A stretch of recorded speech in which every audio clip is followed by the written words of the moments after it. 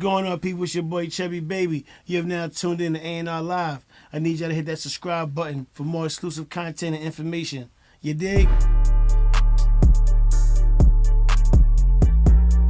I got my brother Chris in the building, man. What's up, Chris? See my brother? What you got going on, man? Talk to the people, man. Got a lot going on. Just came back from South by Southwest. We did South by Southwest. We did 3 shows. It was lit. It was lit down there. It was good for the indies, indie did you promoters. Have a stage? We had 2 stages. Oh, that's great. That's great. 2 stages at Tellers. It was our 10th year anniversary.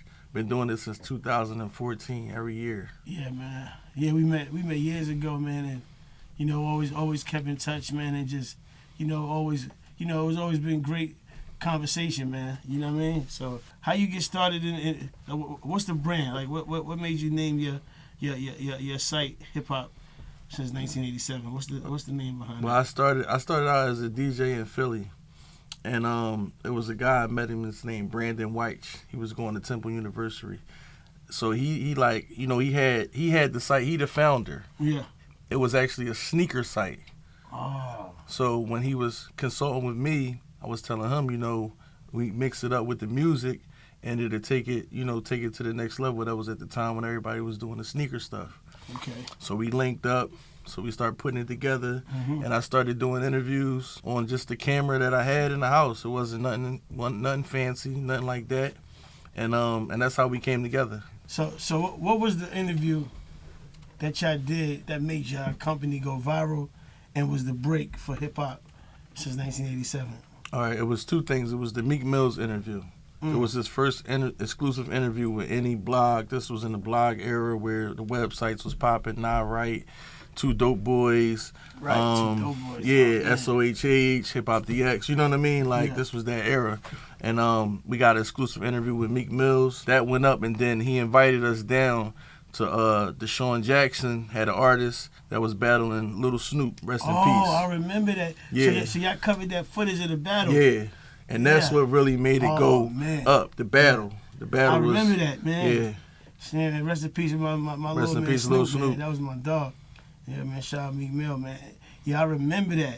That's when he went and got the money and it was doing the battle. Yeah. Yeah, that looked like some old back in the day Smack DVD shit. It was all exclusive, It was like, it was all private. It was, you know what I mean? Like you had to get the invite to get in there. And so after that, that's when the company. That's when it took off nationally. Right.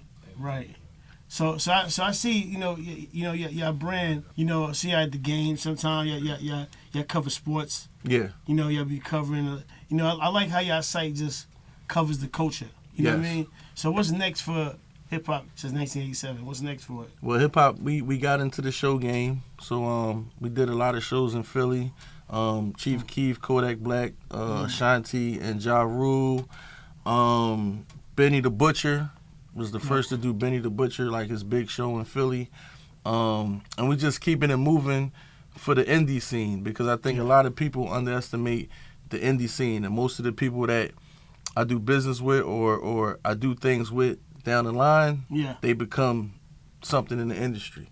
You know what I mean? Like, so I know like a lot of people shy away from that. Yeah. You know what I mean? Like the footwork, the groundwork. You know what I'm saying? Like, and that's where we planted our feet at. That's where we set our flag at. Are y'all breaking any independent artists? Yes, actually, the dance movement in Philly, our management company, 87 Management. We had a DJ named DJ Crazy. He produced a song called Shake That. It went viral, and he produced a bunch of hits that came out of that movement from our city to actually break the dance sound that's going on right now that people are using. People don't realize that up in New York, in Jersey and Philly, dancing is everything. It's big. Dancing is big, like go-go music, all that stuff like that. So my best friend, his producer, did the I Wanna Rock for Uzi, and he's a DJ. So his name is MC Vert, and he been bringing that kind of sound back, and that's when you see like how Nicki Minaj took it and she just did it and put Uzi on the record, but that sound really got identified from MC Vert. That's that go-go music. Yes. You know what I mean? So people don't realize that. I'm from that era, so I understand that, what you're saying. Yeah. Yeah. It's big. It's big. Yeah. Yeah, man. So that's what I want to tell people, man. Stick to your brand, stick to what you know, believe in yourself, man, and just you can achieve anything. You know what I mean? That you want to do, man. Your brand is now heavy in Atlanta. Yes. What made y'all shift over to Atlanta from out of Philly? Well, when I was in Philly, we was in Philly. There's a guy named El Dorado. He was down here in Atlanta. Yeah. He's from Philly, but he started getting into the sports and started interviewing the athletes. Yeah. So that kind of gave us like a foothold in Atlanta. Then he started getting with the up and coming producers at the time, which was Metro Boomin, Southside 88. Oh yeah. Sunny Digital, Yeah. Things like that, and Shout out making his Sunny way Digital. around the scenes. Shout out to Sunny Digital Generation Now. And ever since then, we've been down here. So in 2017, I just moved down here, came down here, Yeah. and just started going in. I started with A3C first. Because the blog era, I seen that it was kind of dying down with the websites. And I seen a lot of websites that had big impacts disappearing. Yeah. So we had to turn into a multi-facet company. Exactly. And we do media, but then we went to promotions, show promotions, and then we did artist management. We do artist management too.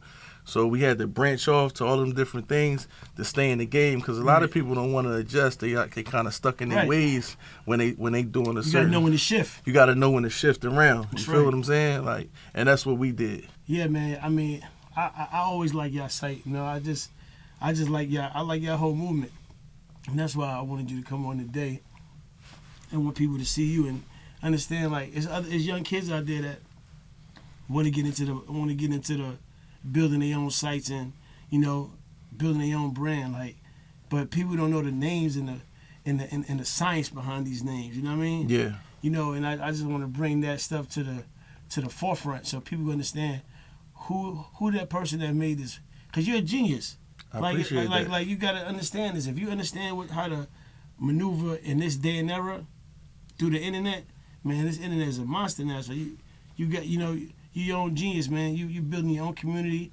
You got people paying attention to your world, man. It's like you bringing everybody into your own television show. You know what I'm saying? So that's why I tell people every day that no matter what you do, brand yourself. If you don't brand yourself or brand your brand, you have nothing. You know what I mean? I know when I came in the game, I said I want the world to know my name. And my name is Chubbie Baby.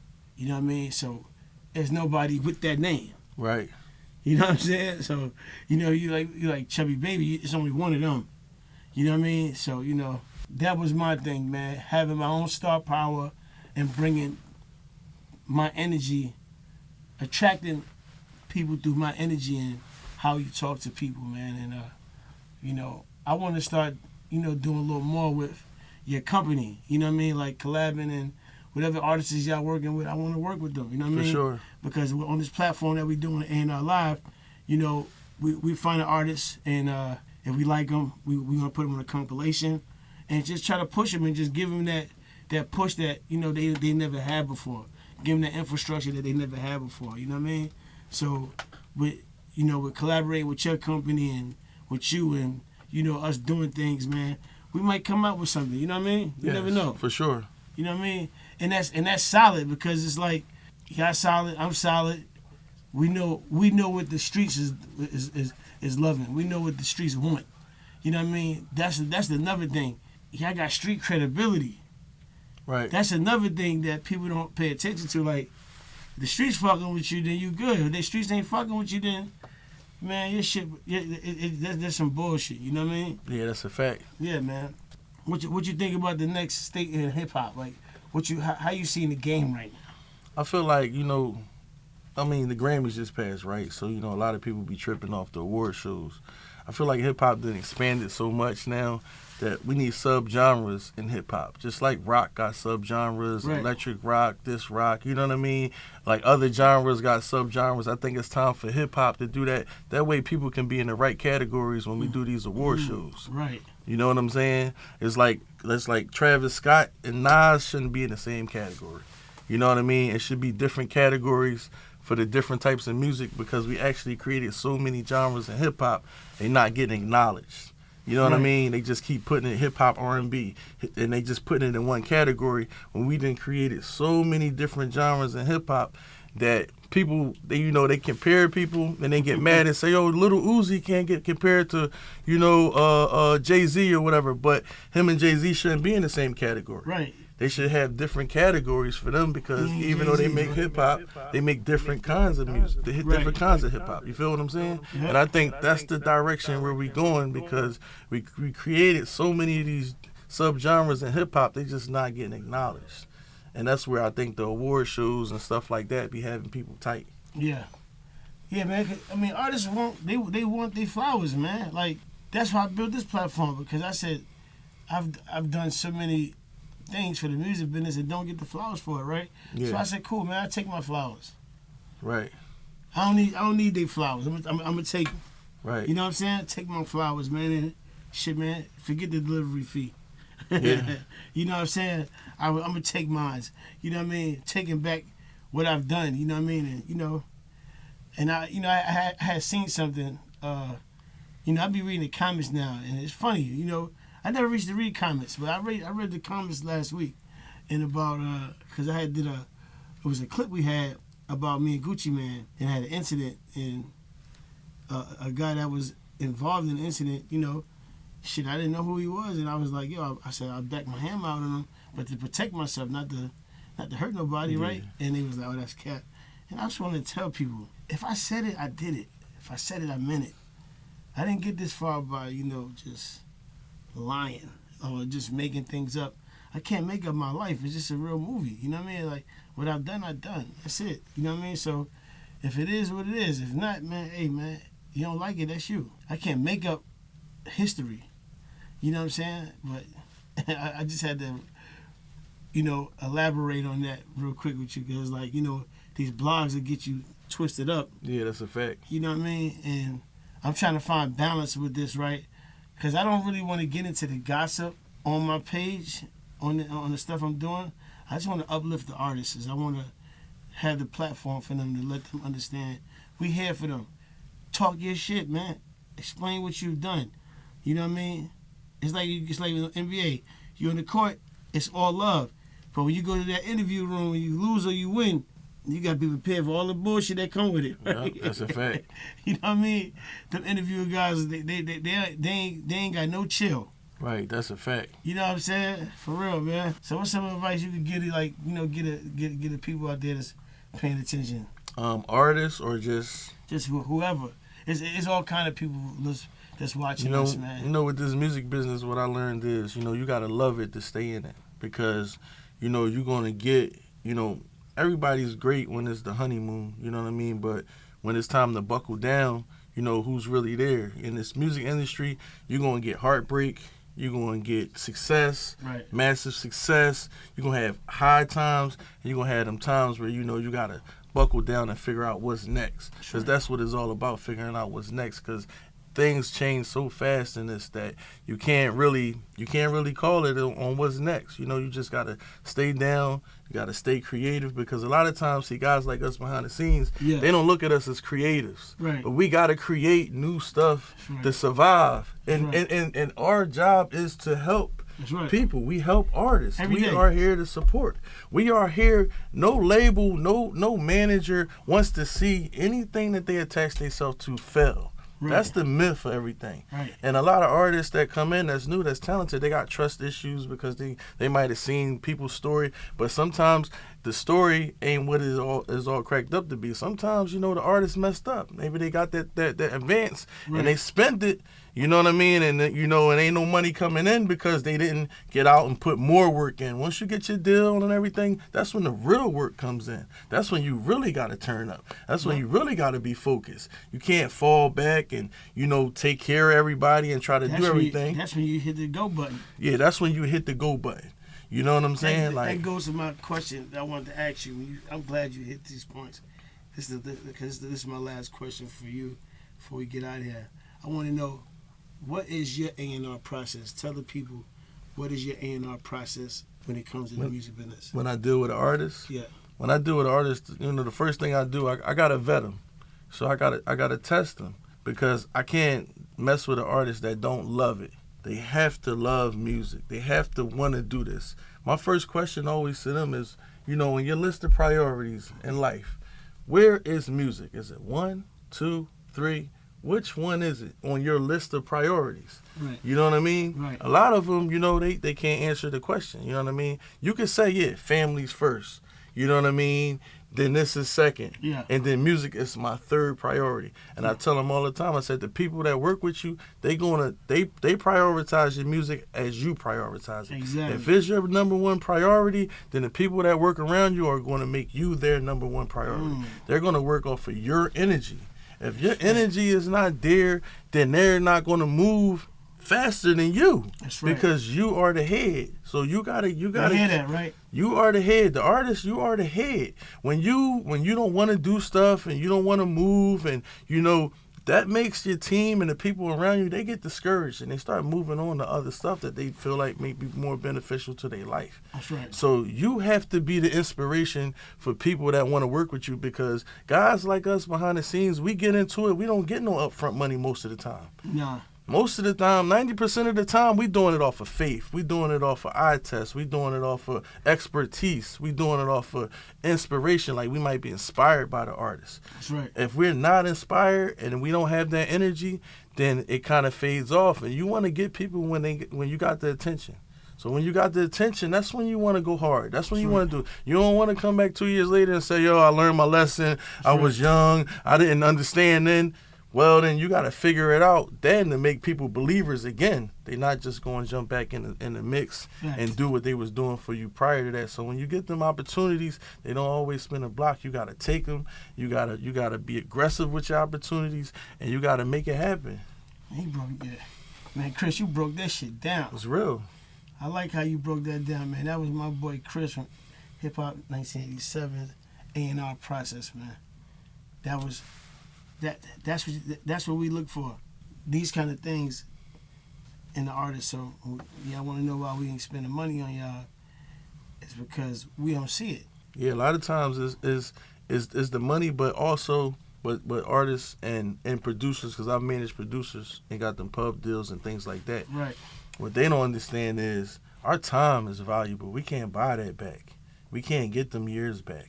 You know, so when we dedicate our time, we decide to dedicate something, the main thing we giving you is our time. Right. And our time is priceless. That's you know what I mean? So my time definitely. Yeah, if you play with our time, then you know that's what's going to get you. You know, people that's supporting you, they're not support you in the way that they would. You know what I mean? A lot of times with producers, I tell them, you know, they want to send beat packs.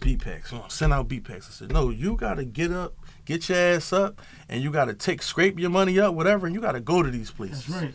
You got to go to these places, shake hands. You got to be there to make it happen. You got to go. You know? You gotta they gotta come shake hands. They gotta find out who Chubbie is. Yeah. Oh, that's the artist. Oh well, Chubbie managed him. Oh, I need to find out who they. Exactly. Instead of trying to go to the artist and trying to find the artist, because the artist is gonna be in their world. They got their thing going. You gotta look for Chubbie. You gotta say, yo, who? Oh, he the guy that got. Let me plug in with him. Yeah. You know what I mean? Like, let me introduce myself to him. Let me get in good graces with him. You know what I mean? I tell people all the time. They ask me like, oh, I want an A&R, and I tell them like. Crazy thing about it, I didn't even know when I was A&R. I just love music so much. Right. That I voiced my opinion on records. I voiced it what I thought was dope, and if somebody didn't agree with me, I would argue with them about the records, right? And I just kept pushing myself to be great. And I always looked at artists as like how I look at myself. I'm like, damn man, do you care about how you dress? Like that's the first thing I look at. If an artist doesn't care how you dress, I really don't want to talk to them. Right. Because their appearance is everything. You know what I mean? Image is everything. How your hair is, man. How your smile look, man. You know what I mean? How your gear look. You know what I mean? What kind of jewelry you wearing? Because you can have a chain on that could be some corny shit, and I'm like, man, oh yeah, he's a cornball. Right. You know, you just know out the gate when you look at artists. You know, but guess what? And that's crazy because on the R&B side, I'd rather be a cornball than be a fly guy. You know what I mean? Because R&B guys, they come to you plain Jane and cornballish. That's a fact. You know what I mean? But that's how you want them. That's a fact. You know what I mean? So, you know, my A&R process is just, you know, looking at an artist and looking at him 5 years ahead of himself. I can look at an artist and see their career 5 years ahead of them. And once you have that kind of skill set, you know, that's what helps you change the game, man.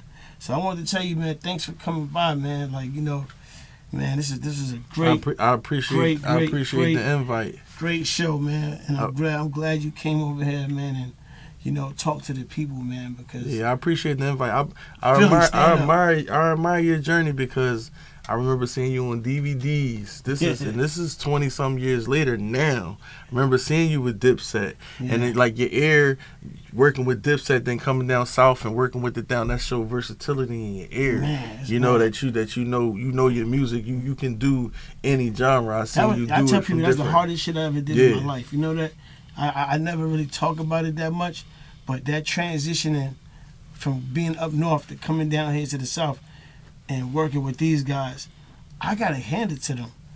They work on a different level, man. When I came down here, I thought I was doing music until I got down here, you know, and you know, that changed my game. You know what I'm saying? Working with the Polos and the Jaspers and the Rico Wades and them, and you know, R.I.P. to Rico Wade, man. You know, man, we lost a giant. Rest in peace, for and sure. He was so musical, and I would just sit there with him and just listen to him and just hear all the music, Jazzy Faye, Toomp. You know what I'm saying? Like down here, man. Like, listen, I remember like 6 months ago, I walked inside JD's studio at 5 a.m. He was in there just hitting the beats, and I went outside and looked at the wall, and I seen over 150 plaques on the wall, right? And I told myself, that's work. Yeah, that's work. You know what I mean? So for everybody out there, man, you want to take it over, you got to put that work in, man. That's a fact. You got to put that work in, and you got to stay consistent. That work in, man. You got to stay consistent, man. One thing I learned, the music business, it don't got no sympathy. And opportunities are spontaneous. They're not on schedule. There's no schedule in this business. It's not a scheduled business. So if you got things that you planning and things like that, but you looking to get in the business or you looking to take your career somewhere, you can't make no plans for nothing. You gotta be prepared for your opportunities to come, and you gotta be prepared to put that work in. That's right. And it ain't no schedule on that. Hell no, man. So that's it, man. We're gonna wrap this up, man, with y'all people, man. You know, we're going to take a 5-minute break, man. Come back, man. I got another guest for y'all, man. Surprise. Man, I hope y'all got your notepads out, man, because Chris really dropped some bombs on y'all tonight. And that's what the A&R Live is about, man. Just, you know, learning the game, man, from people that's in the game and elevating the game. That's what it's all about, man. So give us 5 minutes, man. We're going to take a break, man. It's my bro, Chris, man, from Hip Hop since 1987, man. Appreciate you Chubbie having baby, me on. Man. A&R Live. Yiddy. What's going on, y'all? This is Wayno here, you know what I'm saying? Co-head of A&R at Quality Control Music, and I'm here with A&R Live. It's going to be a good one, so make sure y'all check this out. What's going on, people? It's your boy, Chubbie Baby, man. We've now tuned in to A&R Live, man. And I got my little brother, man. He came in today, man, out his busy schedule to stop by and rock with me, man. My boy, Wayno. What's poppin', child? What's going on with you, man? Taking it easy. Good to my see you brother, always, man. bro. Right. You know, we uptown, man. We're gonna keep it going, man. You know what I mean? We just some uptown niggas in Atlanta, man. You know what I mean? Fact. So what's going on, man? Tell the people, man.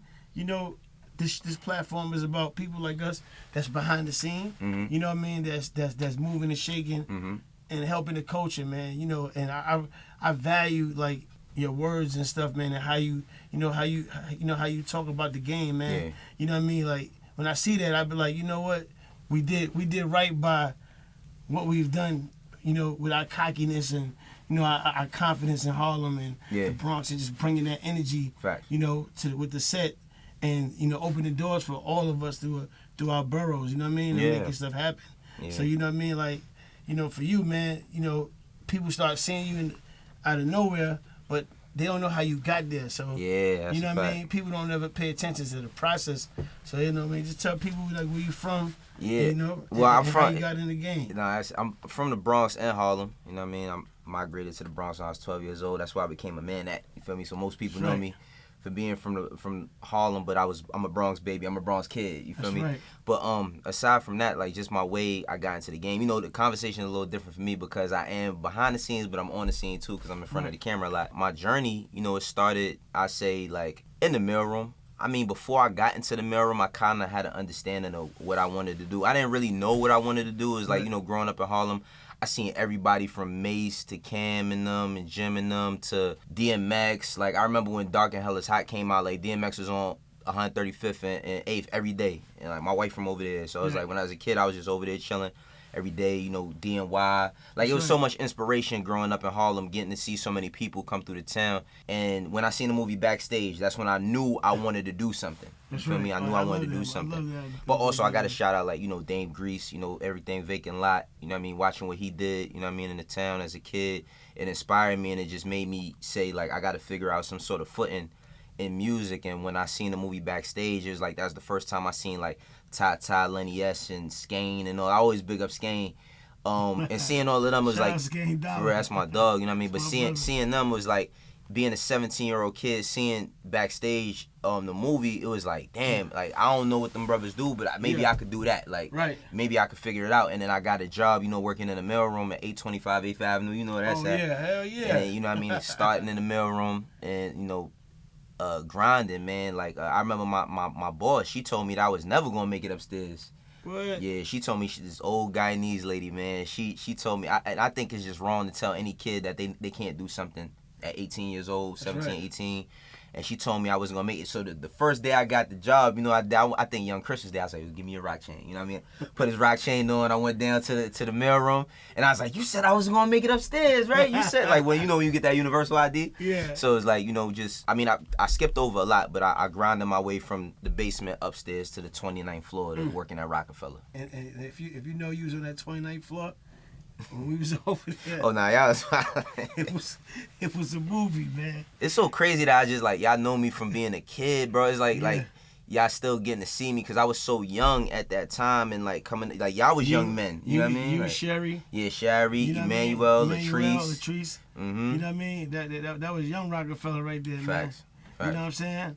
Man, that era was crazy, man. But you knew if you see the black door, that was Murder Inc. Yeah. We had that side. We made our side. Y'all Kim came in there, took the few cubicles that nobody was using, and made that office into a whole little office and everything. That was fire. Man. We took out. We took ours. Yep. You know what I mean? That's a fact. We ain't wait for nobody to say, oh y'all gotta take these 2 offices. No, we got this right here. Mm-hmm. I mean, we took a couple phones, put them over there. Now, you know what's crazy, Chubb? Like, a lot, and I say this, I've said it a few times, but a lot of people don't know that I worked for Diplomats for a little second. Because Cam came to the office one day, and he's like, yo, shorty, he's like, yo, how much money you make working at Rockefeller? I was like, $200 a week. He's like, come to Diplomats, I give you $400. I was like, all right. Like, and what kind of helped with that was my mom, she used to work at this nonprofit organization called Strive. And it was this dude, he was from Cam Block, and he had came home and she had helped him get a job. Yeah, he was from 40th, but my mom had helped him get a job. Yeah. So I went back to the block, hyped that day, like telling people like, yo, Cam said he gonna hire me.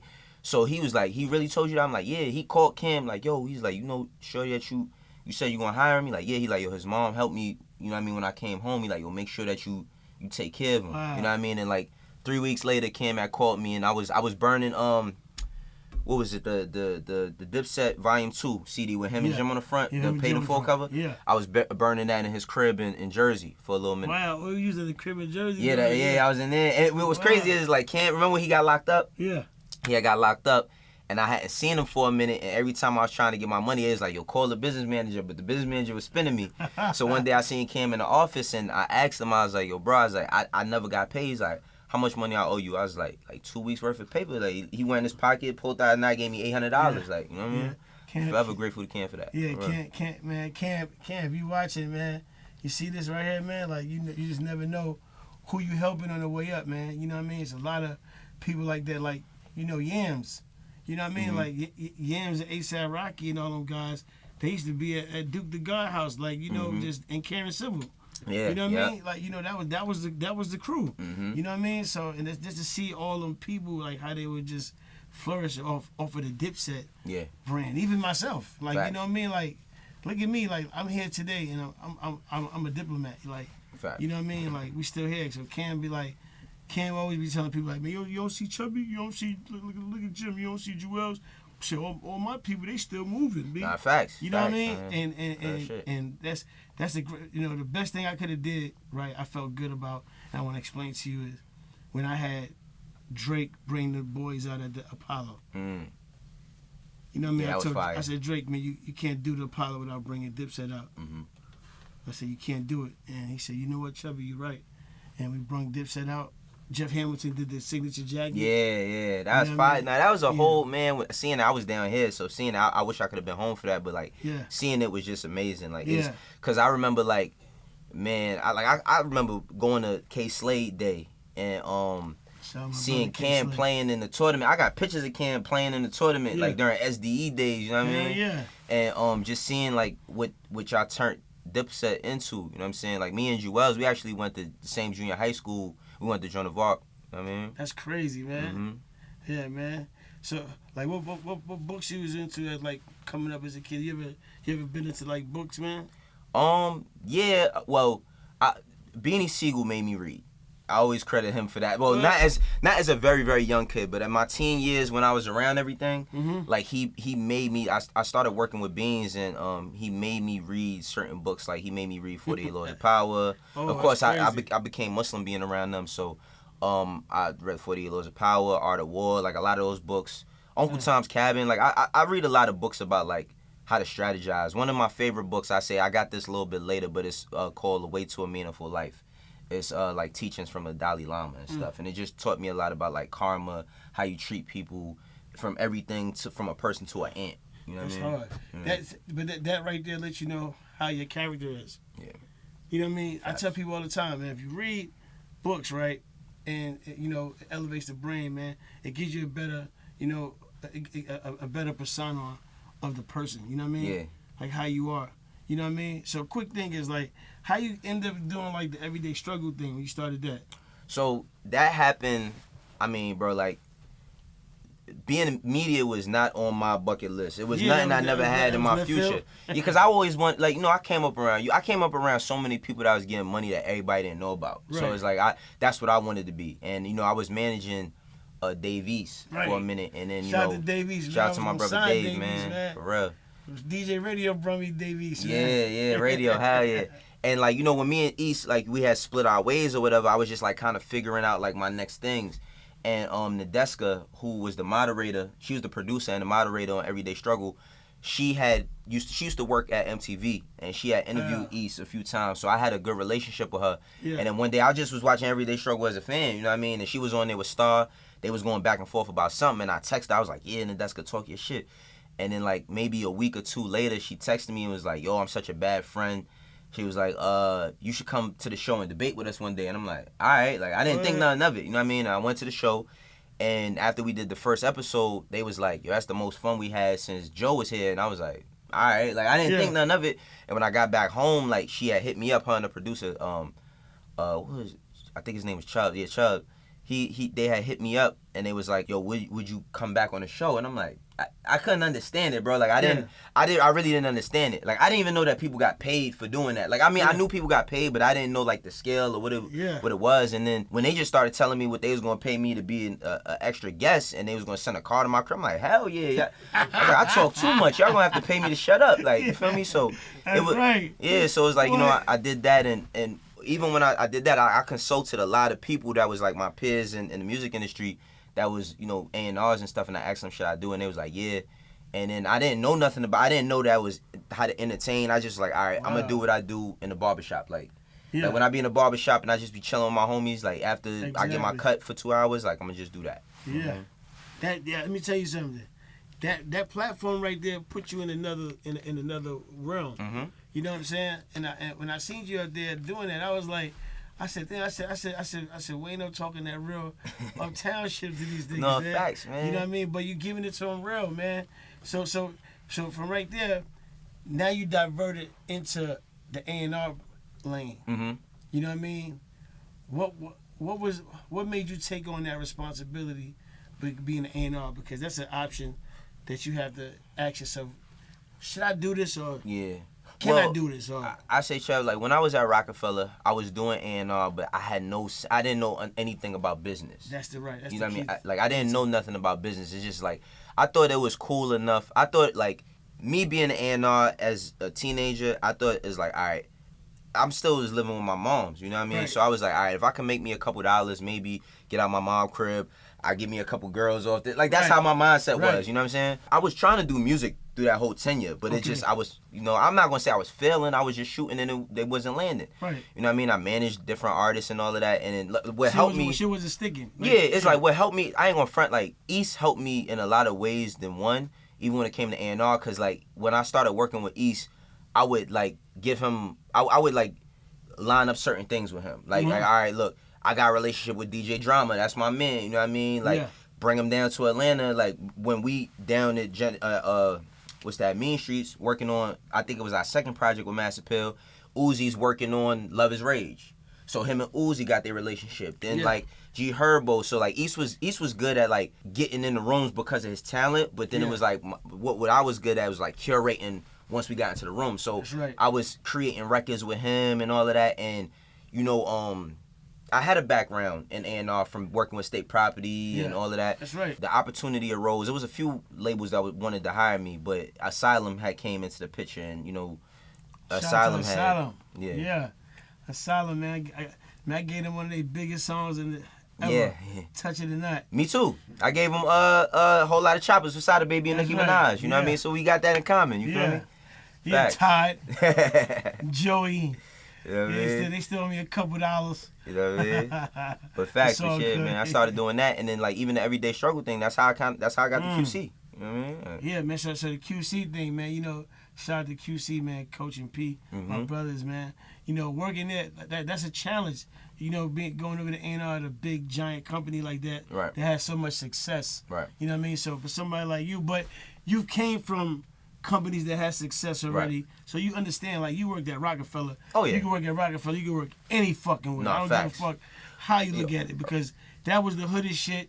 You never know what the fuck Dane was on when for real, you there. didn't. You know what I'm saying? We were just, you know, it was segregated. It was Uptown. It was Brooklyn. It was Uptown, Brooklyn. It was crazy. And then when Philly came in, it was just like, all right, man, you gonna hang with the Harlem niggas today, or you gonna go to Brooklyn? Yeah, I was chilling with everybody. I ain't gonna lie. Like you know, I wasn't no double Asian or nothing. You feel me? But I had a relationship with like pretty much, cause I had like a good relationship with Bleak and them. You know what I mean? And it would be so funny because it was like, you know, the little spats between Harlem and Brooklyn, and then I'd be, you know, Jim had me under his wing too. I gotta give credit to my brother Jim Jones. Like Capo had me under his wing for a lot of stuff. Like I got to learn a lot. But Jim was like, he was? Yeah, he was just yeah. Capo was just like very, very self-sufficient. I learned how to be like self-sufficient in music by being around Capo. Man, let me tell you something. I ain't gonna lie, man.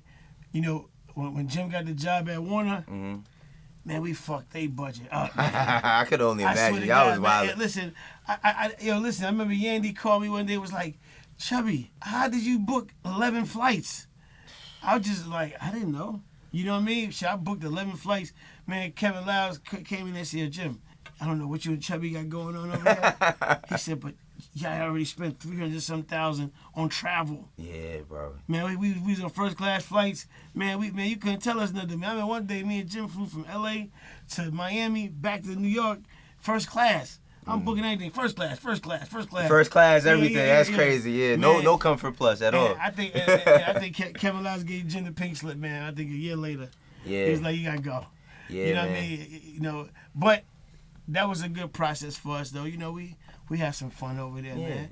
But you know, we understood from working from having all those episodes happening at Rockefeller, man. Rockefeller just taught you a lot of shit, man. Like you know. I tell people every day, seen some shit over there.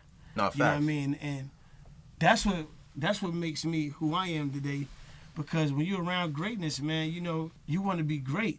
You know what I mean? Fact. I'm like, I'm seeing Jay-Z, man. I'm seeing Jay-Z in the studio. I'm seeing him record. You know what I'm saying? I'm seeing, you know, Cam. I'm Cam right-hand man. I'm with him every day. You know what I mean? I'm living with him. Like, shit, man. You know, and I tell people all the time, man, my kids was born from them being born from 6 years old. I really ain't kick it with them because I was on the road grinding with Cam building Dipset. Yeah, facts. You know what I'm saying? So that right there, just like me and Cam was just everywhere, just living life. Yeah. You know what I'm saying? I think to be just to emphasize on your point, Chubb, like I think in order to be like failure is a part of your success, right? So it's like for all the stuff that y'all was doing. Like now, look, right? For everything you learned when y'all was at Warner, right? Yeah. You wouldn't tolerate an employee doing that now. You feel me? Like you wouldn't tolerate an employee doing that now. So it's like you had to go through that to understand how to work the budgets, how to be proactive about the budgets, how not to be frivolous and spending too much bread. So it's like I look at every stepping stone that you take during this tenure of your career, like you always gonna have like your ups and your downs, and it's always to just make you better. You feel me? Us being so young, being in the business and having so much success, you know, making that kind of money, you know, it teaches you a lot. You know what I mean? We done made a lot of money. We done been rich 5 times, been broke 10 times. Facts. You know what I'm saying? Because we didn't value the money, because we knew we was gonna make it. All we gotta do is wake up. You know what I mean? When you wake up, we gonna make a bag. Somebody wanna pay you to do this. Somebody gonna use you to do that. And you know, just you got that hustler mentality, man. You know where we come from, man. We gonna spend the last 1,000 to be fresh. We ain't gonna come outside looking like a bum. You know what I'm saying? Right. Nigga, I'd rather be fresh and broke than be rich and bummy. You know what I mean? That's just how we get uptown. You know what I'm saying? In the Bronx, man, in Harlem, man. So you know. When I got the Epic, man, I understood the mistakes that I made at those other companies and see what the mistakes that we made as a whole, as a team. So when I got over there, and you know, I just being humble and quiet, working with L.A. Reid, he didn't understand who I was at first until he was just like, how you could get all these people to do these songs? And I was just like, I got relationships. And my relationships got me in that system. And in 2 years, I did 64 million records over there.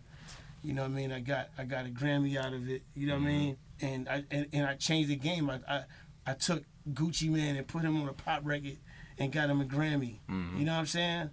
I put Young Thug on a song, Havana, and that did 16 million records by itself.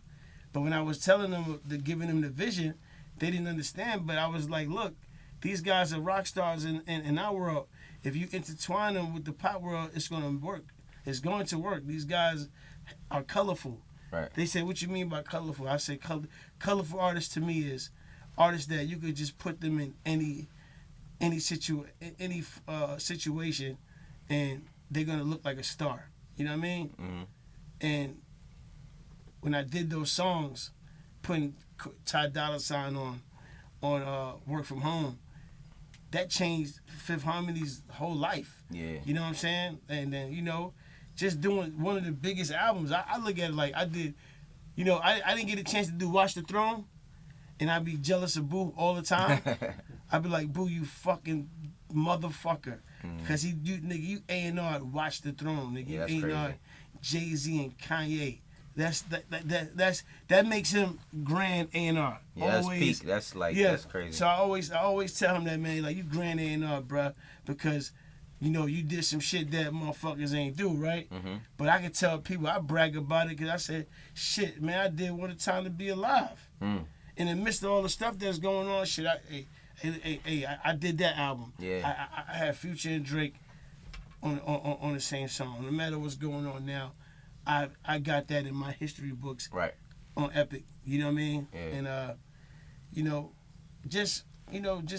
I could go on for days with the artist, but my A&R process was just a little different because being with Cam would have an artist in the car, and he'd be like, yo, you better rap these songs by the time we get to the studio, because if you don't got your verse by the time we get to the studio, that's when we was going to downtown to Hit Factory. Yeah. And shit, that shit was $2.75 an hour. That's the Johnny Cross Street from Sony. That's right. Yeah. That shit was $2.75 an hour.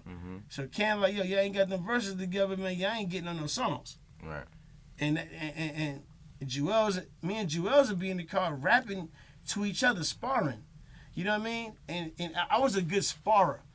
That's what I call myself, because back when I was at Vacant Lot, I would spar with the hot ones. I would spar with Bigger Threat. I would spar with fucking the Locks. You know what I mean? Drag On.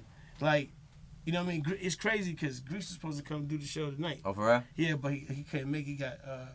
He got tied up. Yeah. But my whole Shout out thing to was to Grease. have you and him. Yeah. Yeah, that would have been crazy. Yeah. I remember I asked when I was a kid, I asked Dan Grease for some bread so I could do a tournament on my block. Yeah. I didn't even have I was just like, yo, I'm doing a tournament on my block so we could not be in the streets. Would you give me some money for it? He like, yeah. He like, just give me a presentation. That's I was a crazy. teenager. But no, I tell you, like, what I wanted to say about you is, like, a lot of people might not understand your process because they don't know both versions of Chubbie. See, I know I know both Chubbie babies. They the same person, but it's two different people. You feel me? Like, everybody don't know Chubbie from back in the day and Chubbie today. You feel me? So it's like, that's one of the things that's always permitted you. Just for me watching and observing, it's always been one of the things that's permitted you to be in certain rooms. Yeah, exactly. Because you know what I mean? You know how to move. You feel me? Yeah, so the streets, man. You know, one thing coming up in the streets, man, it's just real, man. Like, the streets is a part of the music, and you know, I tell people all the time, man. Hey, man, my history speaks for itself, and I don't talk about my street life, right?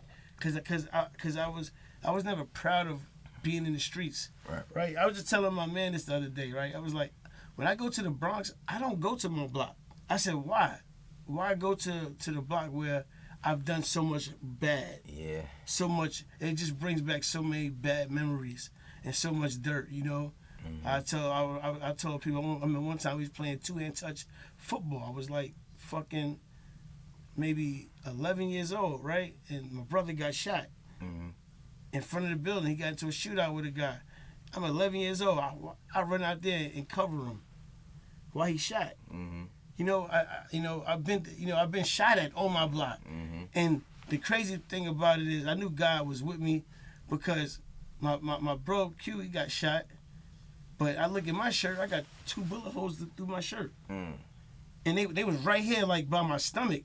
So it was like, damn, when the gun shot, I did a spin, and the bullets must have just missed me. You know what I mean? I got so many stories of trauma. Right. And, you know, crazy thing about it is, you know, Cam always be telling me, like, man, you different, bruh. He like, cause you know these guys live, they talk the life that I lived. You know what I mean? That's how me and P got tight. Cause I just love how he moved. He a real street nigga, so you know. And we just connected on the road when he had Dirty Dave. That was in the beginning. It wasn't. Yeah, I heard about Dirty Dollar. Dirty Dollar in the same. I heard about that. It's Dirty Dave, the Carolina plug. that was my man. So you know what I mean. So I remember me and P was on the road, man, and we just had plans, and you know, and we kept it tight, man, as brothers, man. Yeah. You know what I mean. So what artists are you working with now? Right now, currently, working on Baby Money. You know what I mean? He's from Detroit. I signed him when I first got out here. Shout out to Baby Money, shout man. out to Baby Money. You know what I mean? Very, very dope. Like, Baby Money is really, really dope with words. You know what I mean? Wordsmith, like, really, really dope. But super Detroit, you feel me? Yeah. Like, and he's reaching that next level. This is his 4th project we about to put out, and he's gotten better. You got 4 projects already? Yeah, like, you know what I mean. Like, The first year we put out 2. Like 2022, we put out 2 projects that year, and then we put out 1 last year, and I think we're gonna drop 2 this year. I want to drop 2 this year because we not letting up. You know what I mean? Right. And he's been getting better. And I'm also working with Gloss Up. You know, she from Memphis.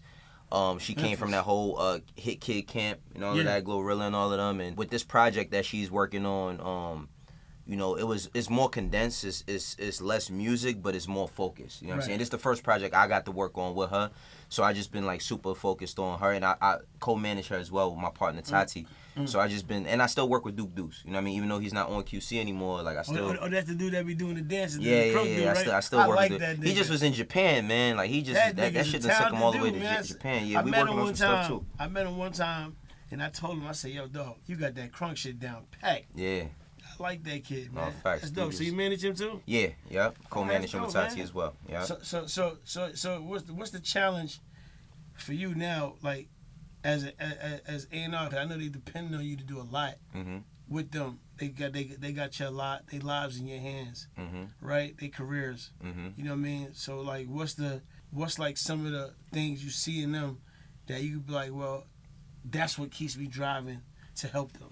I say, like, honestly, it's really like, it's the excitement of trying something new, right? Like I think that and being able to adapt. The only reason, I'm not gonna say the only reason, but one of the main reasons why I have a career today is because I'm good at adapting. You know what I mean? Right. Like, I haven't been through a few eras. I went through the era when it was all bars, to the snap era, you know what I mean, to the dancing, like, you know what I mean, to the blog era, to, you know, 2016, the mid of the last decade era where things was kind of different, you know what I'm saying? Yeah. To now, you know what I'm saying? Like, so what I've been able to always do is adapt, and like being able to help bring the best version out of the artist. You feel me? Like with Gloss, it was more so about me looking at what she had done up to this point, and saying like, okay, like, you've tried a few things have worked, a few things might have not landed, but like, what have we focused on, right? So it's about that focus. Like with Baby Money, what I like about him is that, you know, he's been building through catalog, right? Like, no, he doesn't have a song that everybody knows, but he has a catalog. He has a catalog of 3 projects that have been streaming over these past few years that, like, people know him for a top to bottom body of work. So now we putting out another body of work, and we got some records on there that I feel like people is going to stand out on and recognize, where by the time he gets to making that record, oh, he's the fuck out of here, because he already has, he's proven that he can make a body of work, and he's going to prove that he can make hit records as well. Right. You feel me? So it's just like, just focusing on making them be the best versions of themselves. That's right. I like that answer. And just a key point that I always tell every A&R when they come here, fight for your artists. Oh, absolutely. Fight for your artists, man. No matter what. When if the label tells you no, and you got that feeling that you believe in that record, fight for it. Fight for your artists. Cause I remember being in the office and they telling me bank account wasn't gonna be a big record for Savage, and I threw the table in Epic. I flipped the table. I said, fuck that. No, this is the fucking hit. When you know you got the fucking record, you do everything in your willpower to get that fucking record out. And you make sure that they push that motherfucker. Because if you don't fight for your artist, you know, I tell A&Rs all the time, if you lay back, then your artist gonna have a fucked up career, because if you're not aggressive in the building or with the label, it's not going to happen, because you have to get your point across to these guys. And the only way to get your point across to them sometimes is by, you know, making a fuss. Yeah, no, fact. I got to shout out We Too Hard as well. He another young artist. He from out here. He from the West Side. I mean, young artist that I work with that's signed to QC as well. Yeah. I mean, We Too Hard, yeah. We Too Hard. What's up, man? Yeah, man. So, man, that's it, man. So, you know, I'm glad you came by. And, you know, that was an amazing, like, interview, man. I like what you said, anything man. for you, bro. Thanks, man. I appreciate you, man, for sure, man. And you know, I just want these people to know, like, before we close out, I ask everybody to come on the show, tell the people what's your A&R process. What you look for in the artist and your A&R process. And here you go. I'll say my A&R what I look for in an artist, let's start there. What I look for in an artist is honesty, right? And what I mean by honesty is just honesty in your music. Like, I don't care if the story ain't yours. Just be sincere in what you're telling, right? Like, everybody who is a writer and a storyteller does not have to have the worst hardship in order to be a great artist. It could have been something you observed. Everybody don't come from the same backgrounds. You got people, you know, even when you, like, I'm from the hood, so I understand hood shit. That's just who I am. But it's people that come from the suburbs that face hardship just how we face hardship in the hood. It's just on different levels. You feel me? So I just say, like, when it comes to what I look for in an artist, I just look for honesty. I think authenticity is an easy thing to say, but I look for entertainment, right? Like, your authenticity can be in your entertainment, right? What I'm saying is like, that's why I love when Little Tucker had that record, because it was an entertaining song. He was rapping about guns and all that, but he also went out and said, I don't own no guns. I don't be buzzing no guns. I ain't shooting at nobody. This is entertainment, and this is what I'm doing it for. I think that rap, just not rap, entertainment and music, specifically in black culture and all that, we would get so much further if we just admitted that we were entertainers and not fucking gangsters and all that other stuff. It's okay to not be a gangster and be an entertainer. So that's what I look for in an artist. Secondly, my process through doing A&R, I say my process is just like I said, like, it's kind of like a trainer, right? Like, I've never trained nobody when it comes to being in the gym, But being in the gym myself, I learned how to work on myself. So I look at everybody has strong points and weak points. Like some of my artists, I tell them like, yo, look, I know that you can rap. How about you just come in here for a whole week and work on hooks instead of working on bars? Like I don't have a problem with getting a verse out of you, but I can't get the best hook out of you. So it's like being able to identify the weak points and strengthen them like a trainer would do. So that's my process. That's dope, man. Thank you, man. I appreciate that. Yeah, man. So here you have it, man. My brother Wayno, man. QC A&R, man. Atlanta. Listen, we are New York veterans, man. That's Facts. Stapled in Atlanta. We love Atlanta, but we love home. Facts. I miss home too. And one thing before we go, show them the side of the hat, man. Oh, well, this side is this side. Yeah, you gotta see the Dipset. You know what I mean on there. Listen, man. Had the rep for the dips. That's right, man. You know what I mean? It's my man T-Mark joint. You know what I mean? But I had the rep for the dips. Man, you know what I mean? Forever. Listen, man. I just want to tell you, man. That was an amazing story, man. You know, and I'm gonna call Cam tonight and tell him like, yo, man, you gotta check this episode out. I'm just tell him to watch it. He need to see that, man. Just because you just never know who you touch on the way up. You just never know what you do helping people on the way up. Right. I see people every day, man, and they be like, yo, man, I fuck with you, man. You know, I speak to everybody. And you just never know who you encourage. I just had Jerry McGee over here last week, and he said, yo, I've been watching you from afar. Now I get to sit next to you. He was like, man, I always wanted to be like you in the music. And I was like, dope. damn. And, you know, now that I'm doing this show and I'm starting to get these type of kind of energy, I'm like, I'm doing this because I just want to, you know, talk and express my frustrations and my good times too in the music business on A&R Live. And it's no A&R show, you know what I mean? Because it's really not a lot of A&Rs. You know, a lot of these guys, they number watching, you know what I mean?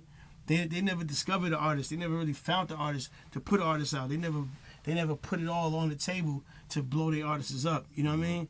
And you know, so now when I'm doing this platform, I'm bringing people on that really needs to understand that these people are really them, like you one of them.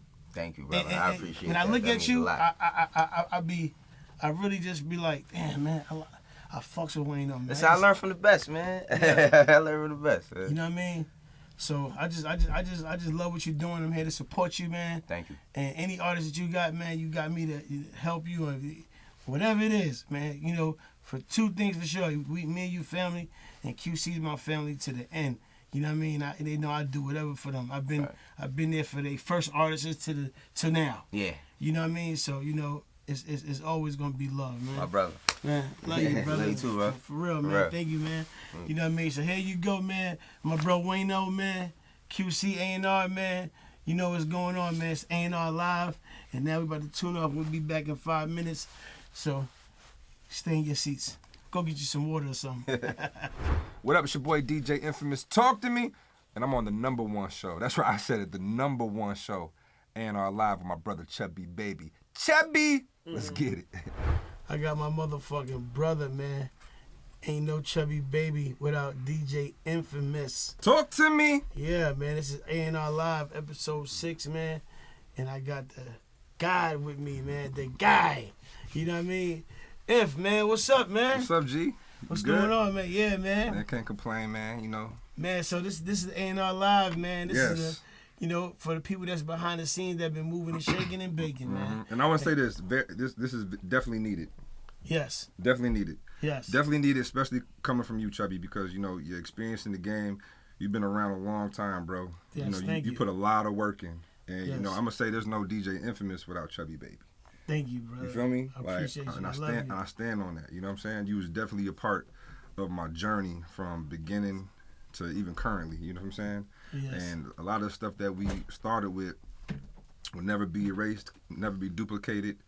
You know what I'm saying? Like, Man, so I just want to man, give you we flowers with that, brother. man, Like, we- real talk. man, You're my we- brother for life, man. We made some movies Yeah. with extra butter on the popcorn. Yeah, yo, Chubb, you also put me in some situations too, man. You know what I'm saying? Like I'm gonna say this, like a lot of y'all know, you know what I'm saying, Chubbie baby, like right now, A&R Chubbie. You know what I'm saying? I met Midwest Chubbie. It's a whole different Chubbie baby. See, I know 3 Chubbie babies. You know what I'm saying? You know what I mean? There's Chubbie baby. No, there's Midwest Chubbie. There's Chubbie Baby the artist, and then there's A&R Chubbie. I know all three of them. Y'all lucky enough to know the last two. You ain't want to meet Midwest Chubbie. You ain't want to meet Midwest Chubbie. Hey, you know what I'm saying? We got some stories, man. Hell yeah. First, before we get into them stories, man, I want you to tell the people, like, where you from? I'm originally from Lansing, Michigan. I'm not from New York. I'm not from Atlanta. See what else they be saying I'm from. The majority of the two they be saying I'm from. So I'm originally from Lansing, Michigan. You know what I'm saying? I moved to Atlanta in 2000. I interned in Atlanta in 2004 at V103 and DTP, and then I officially moved in 2005. Wow. Yeah. So when you moved from Lansing, you already had the job at V103? Nah, I went see before that I went to college in Alabama A&M in Huntsville, Alabama. Okay. So like when I graduated high school, like I had a team club.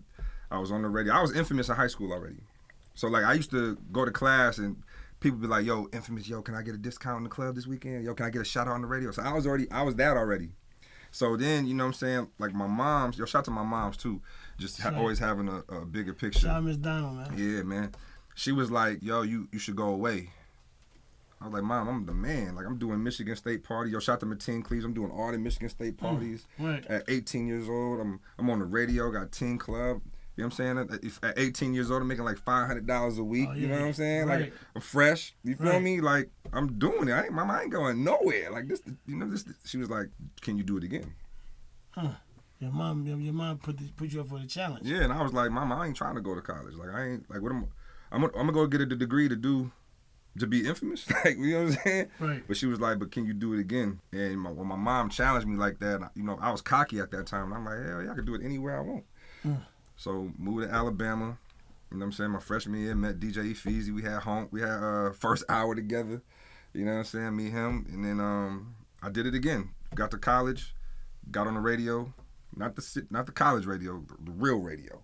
Right. You know what I'm saying? Got 3 clubs, locked in with all the fraternities, sororities, did all their parties, and then for 4 years, banged that out. I was infamous there. You know what I'm saying? So how did you end up getting to work with like AG? With Alex? Yeah. So when I got to Atlanta, first I was working with Bachi and Zay, with Certified Crunkness. My man Lawrence. My old management team. Yeah. My man Lawrence went to college with me. He was telling them like, "Yo, y'all need to have Infamous do y'all parties." So when I interned at V103 and DTP, that's when I met them and seeing how the Atlanta circuit went. So I'm like, "I bet when I graduate, I'm coming to Atlanta." You know what I'm saying? So because I interned and had relationships at Disturbing the Peace Records and V103, I knew nothing but industry people. Right. And so when I got to Atlanta, I DJed for Bachi and Zay, you know, tearing their parties up. Make a long story short, V103 hired me. I'm on Greg Street show one night. Now, no, the buzz is there about me. You know what I'm saying? The buzz is there. You know, but one night, Alex heard of me, but he never hired me. Right. I'm 22 years old. I'm a kid. I have no experience with, you know, what we call the movie now and the parties. Yeah. I had no experience, right? I ain't even touched that yet. Like, not knocking Bachi and Zay parties, but it wasn't like that magnitude yet. I ain't touched that. Yeah. Alex had fired or got into it with Mars and DJ Trauma. Something happened there. Yeah. They was his go-to guys. Yeah. So I'm driving, you know what I'm saying, on North Side. You know what I'm saying? I ain't got no money like that, you know what I'm saying? Not knocking Bachi and Zay, but they were only paying me a couple $100. It was little, you know? But, you know, some people had it. But, you know, Bachi! Yeah, you know, the $350 worked when you ain't got no money. The $350 was good, you know what I'm saying? The $350 definitely gonna come in handy. Yeah, the $350 when came you in ain't handy. getting them papers. Yeah. So, you know, I'm riding down North Side, driving, I had Alex's number, so I see AG call. I'm like, "Oh shit!" Then they hit a pothole, nigga, to call me. You know what I'm saying? Yeah. So he's like, "Yo." Yep, that's him. He's like, "Yo. What you doing Thursday?" And I know, nigga, this is Tuesday, right? Yeah. Yo, what you doing Thursday? I'm like, I ain't doing shit. Now check this out. I need you to DJ Jeezy album release party hosted by Usher. Nigga, Wow. I damn near hit a car when he said that, bro. I'm in a 4Runner driving, and he said that. I almost hit a car. Like, oh shit, what? Nigga, I pulled over and said, what? He's like, yo. I just need a DJ. I need you to DJ from 11 to close. And yo. don't fuck this up for me, right? Yeah. So he says that, and I'm like, now I start sweating. I'm like, oh shit, the pressure. I'm like, you know what I'm saying? Nigga sweating this shit, yo. Like, come on, nigga, I'm on the side of the north side, pulled over, like, did this nigga just say now no, let me paint this picture. Jeezy's first album release party. BMF is still outside. Jeezy's hottest fish grease.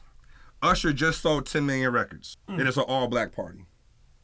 Oh, and he wants me to DJ from 11 to close, which means the club is packed by 10:30. This is a different era. This ain't like 2004. This right? is 2005. 2005. This is a different time. You know what I'm saying? This is when there was real money in the city. That's when Lil J turned to Jeezy. Yeah, you know what I'm saying? This was a whole different time. So I know what that meant. You know what I'm saying? I seen that era of the atmosphere of the clubs and shit. So I said, hell yeah, I got you. And then he hits me with this. Hold on. Was you nervous the night of the party? Nigga, let me tell you. First, the nigga, let me tell you how he even got to let me tell you this. He says to me, if you mess up this party, don't ever think I'm gonna ever hire you again. He was like, but here's the thing. He was like, if you rock this party, I'll give you every club I got. So when he said that, the nervousness stopped. I called my mom. It was like, Mom, I think I got my break. Right. And so I told her this conversation. She was like, well, you ain't got no choice because right now you living with me. You know what I'm saying? I'm still living with my mom at this point. Right. I ain't left the porch yet. Like I moved to Atlanta, moved back in with my mom and tried to stack my paper up. Yeah. So I get to the party. Man, as soon as I got to valet, bro, hands just shaking, like just shaking. I don't know why this hand just shaking, but my hand just shaking. Y'all, I'm nervous as hell. And it was one of my homegirls at the time. She worked at the radio station too, but she also bartended at the spot. And I was just like, yo, I'm nervous. I'm nervous as hell because the club is cracking and I gotta really rock this thing. Now, no, I ain't really know how to talk like that neither on the mic. Like that would the infamous y'all know. I wasn't him yet. Yeah. And like at that party, there was no Kenny Burns. Like I had nobody to assist you. Yeah, I mean Greg Street was there, but Greg wasn't like hosting like the mic. part. Yeah. Yeah. So I had to learn all of that at that party, man. And I got drunk before my set because I was nervous. But I'm gonna tell you what happened that made all that stuff go away. I'm rocking the party, BMF over there, Jeezy over here. The club is so packed that Usher couldn't get to a section. So they brought Usher to the DJ booth. Oh my God. I ain't never met Usher a day in my life. Now Usher comes in the DJ booth. Now I'm really nervous as fuck. Now they put the spotlight on me, and he was just like, I remember this like yesterday. He was like, yo, so I can't get to my section. So what do you want to do? I had no answer. I had no answer. Like, so I didn't want to sound like I wasn't supposed to be in the position. So I was like, why don't you do this? Why don't you stand right here? I'll stop the music. You say hi to the people. While you saying hi to the people, I'll play a couple records and then we'll just go like then. By that time, your section should be free. I had no idea that I was about to make a movie with Usher. Oh my right then God. and then. On the first night. On the first night. So he stops the music. I say something like, everybody, Usher in the building, everybody goes nuts, everybody cameras, everything. So he starts saying hi to them. And then this was the first time of me being infamous, like for real. As soon as he got done talking, as soon as he stopped talking, I played a record. Yeah. The Usher record. The crowd went nuts. He had to perform it. Oh yeah. Then pull the music away. He sings that. Put another one on. And I don't know why I'm doing. I'm just like, I don't want him to stop. Because, you know, I'm getting the like, George, we're side by side like this. He's just on a riser. Right. Like, he's standing on top of the DJ booth and so I'm getting the shine too. Yeah. I'm like, yo, this the spot, this the light? This what the Atlanta light is? You feel me? So the fifth record, he grabbed me and was like, all right, that's the last one. You know, he said, like, this last one. So then he goes to his section. Never met Jeezy a day in his life. Jeezy gets the mic. He just says, hey, DJ all night. Hey, DJ. So he's testing me. Yeah. But I'm hitting him with all the bangers. I know what's going on. Now I'm getting comfortable. Yeah. Now I'm getting comfortable on the mic. I'm drunk already, That's right. now I'm starting to get comfortable. Yeah. That night was ended. Alex and Coach was in the back counting money. I just went to go tell Alex, yo, appreciate the opportunity. I went into the back. I was like, I saw all the money. I was like, oh, my bad, guys. So I tried to walk out. He's like, yeah, come here. So he's like, yo, you did good tonight. You know, Alex ain't gonna be like, yo, you killed the youth, and he ain't gonna do that. Alex gonna be like, yo, you did good tonight. And then Coach K was like, yo, whoever he is, you need to keep him. That's what Coach said to Alex right there. Shout out to Kev. You need to keep him. And he was like, yeah, he'll probably be back. So then after that, that's how I got connected with AG, and the rest was history. Man, you know what I'm saying? The rest was definitely history, man. Yeah, the rest was history, bro. Man, so what's your take on the artists like right now? My take on the artists is right now, I mean, it's like, I'm gonna be honest with you, bro. Like, I feel like a lot of artists don't look for the longevity in their careers. Yeah, we want it now, but what about 10 years from now? Right. Okay, 5 years from now. Right. You know what I'm saying? Like, or let's take it a step further. Will the record that you made now stand the test of time later? Right. You know what I'm saying? Because I'm going to keep it 100 right now, and I hope everybody watching paying attention to this. All veteran artists are winning right now. That's right. Let me say this one more time. All veteran artists are winning. We doing tours. We're getting the endorsement deals. We're getting the tour deals, the big shows. We're getting the festivals. Right. Not one festival, not two festivals, multiple festivals. Right. You know what I'm saying? Like it's kind of like a new generation of veterans that's just doing it. Yeah. You know what I'm saying? I was telling my man the other day. I said my DJs that I back, I said they're actually on the road. I said look at Infamous. I said Infamous is on the road with Ludacris. I said DJ Ace is on the road with Jeezy. Yeah. I said DJ Holiday, I got him two deals, and he's moving, shaking, and baking. I said those are 3 DJs that still are making it through the times. Ludacris had to bring you on board because you was just so on fire. I remember people just saying, "Hey man, can we get the Chubby Baby Infamous treatment?" And I said, "Well, I remember 2 Chainz told us that. Remember at the radio station." 2 Chainz told us that. I was at Rick Ross' house one time. Block came down. It was Meek Ross, Khaled. We all down there. Block come downstairs. Block said that same thing to me. Like a lot of people said that, but you know what it was?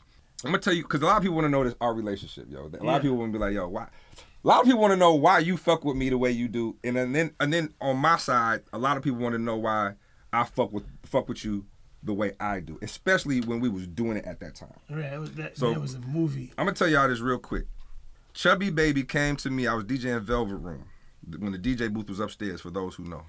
I already had an attitude this night. I'm DJing the club, and, you know, I'm hot at this time, so everybody coming at me, but I already had an attitude already. I ain't want to talk to nobody. I was sunning everybody. Everybody came to I'm sunning them all. So this is when Simon was managing you, or like he was representing you. Yeah, Simon was my manager. And for those who don't know, Simon is Alex Easywan's brother. So Simon brought Chubby to the booth. He was like, yo, it's Chubby Baby, da-da-da-da-da. So for Simon, I'm like, all right, because I work with Simon. I know Simon. Yeah. For Chubby, I'm just like, all right, I curved him. You know what I'm saying? So I don't even know if you really remember this. I remember because you the funniest shit I've ever heard anybody say to me was funny. Now, Chubby gooned me at first. I curved Chubby. You know what I'm saying? He ain't like it. This is Midwest Chubby, by the way, everybody. This is Midwest Chubby. So Chubby was like, yeah, man, I got my joint out with Wayne, and you know what I'm saying? I'm out here from Dipset, and I'm like, all right, cool. So Chubby gives me the CD, and I took the CD, and I put it so far right of the DJ, like not even by me. So Chubby looked at that, he was like, nah, man, I need you to hear this joint, man. Like I'm trying to, you know what I'm saying? I'm like, I said, yo, I need you to play this. Yeah, play it. Yeah. I said, look, I said, this is my bread and butter right here.